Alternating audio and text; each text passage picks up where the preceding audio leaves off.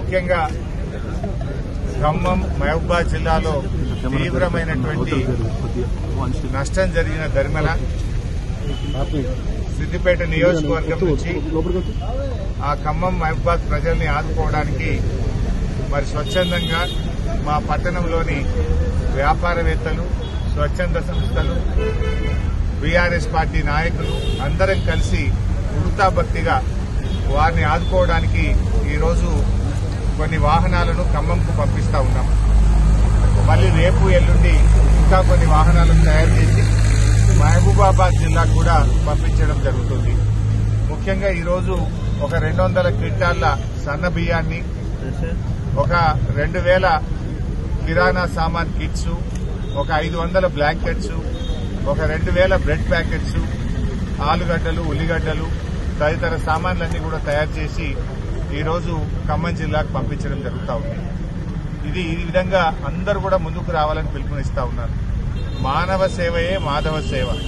కష్టాల్లో ఉన్న వాళ్ళని ఆదుకోవాల్సిన బాధ్యత సమాజంలో ప్రతి ఒక్కరి మీద కూడా ఉంటుంది. ఎవరి స్థాయికి తగ్గట్టు వాళ్ళు ముందుకొచ్చి ఈ ఖమ్మం మహబూబాబాద్ వరద బాధితుల్ని ఆదుకోవాలని చెప్పి బీఆర్ఎస్ పార్టీ తరఫున నేను పిలుపునిస్తా ఉన్నాను. ఇవాళ ప్రభుత్వం పూర్తిగా ఫెయిల్ అయిపోయింది. వాస్తవానికి ప్రభుత్వం కొద్దిగా ముందస్తు జాగ్రత్తలు తీసుకుంటే ప్రాణ నష్టాన్ని, ఆస్తి నష్టాన్ని మరి నివారించే అవకాశం ఉండే. కానీ ప్రభుత్వం నిద్రపోవడం వల్ల, మేలుకోకపోవడం వల్ల ఇవాళ తీవ్రమైనటువంటి నష్టం జరిగింది.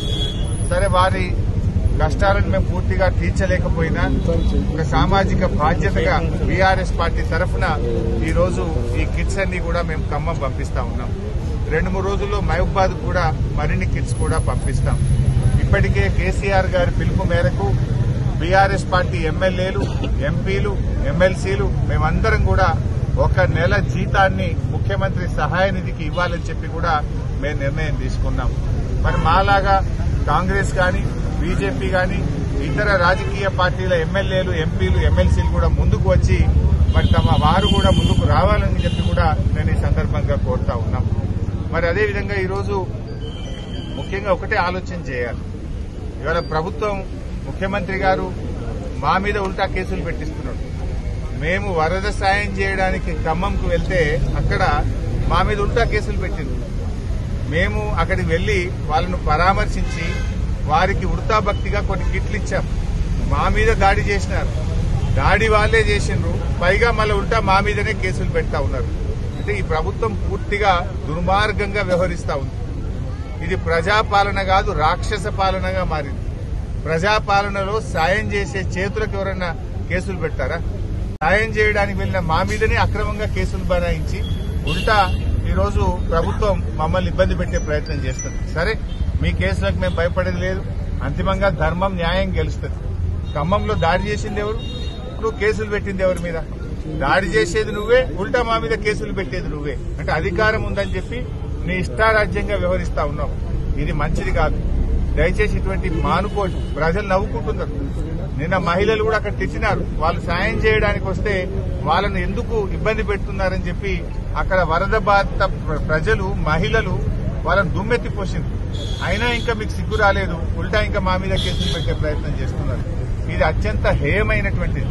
ముఖ్యమంత్రి గారు, ఏమైనా నీకు నీతి నిజాయితీ ఉంటే, నీకు పద్ధతి ఉంటే, నీది నిజంగా ప్రజాపాలన అయితే ఒకసారి రివ్యూ చేసి ఆ పిచ్చి ప్రయత్నాలు మానుకోండి, ఆ కేసులు ఉపసంహరించుకోండి. నువ్వు నీ తాటాకు చెప్పులకేం భయపడం. ఇది పైనుంచి మీరు ప్రేరేపించి మా మీద దాడి చేపించినారు. ఎందుకంటే మేము పోయింది సాయం చేయడానికి. అక్కడ ప్రజలు మిమ్మల్ని తిట్టిపోస్తా ఉన్నారు. ప్రజలు కనీసం మిమ్మల్ని దగ్గరికి రానిచ్చే పరిస్థితి లేదు.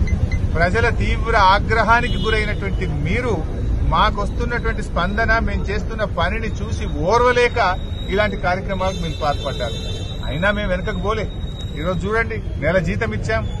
లారీల కొద్ది సరుకులను ఆ ప్రాంత ప్రజలకు పంపిస్తా ఉన్నాం. ఇది మా నిజాయితీ. ఇది నిజంగా వరద బాధితులకు వృతాభక్తిగా మేము చేసే సహాయం. మీరు ప్రభుత్వంలో ఉండి, అధికారంలో ఉండి తాగడానికి మంచినీళ్లు కూడా ఇవ్వలేకపోయినారు. ఒక హెలికాప్టర్ పంపించలేకపోయారు. కనీసం అన్నం పెట్టలేకపోయినారు. మీ వైఫల్యాన్ని కప్పిపుచ్చుకోవడానికి ఈ రకమైన ప్రయత్నాలు మానుకుంటే మంచిది. ఎప్పుడైనా మంచిది మంచినండి.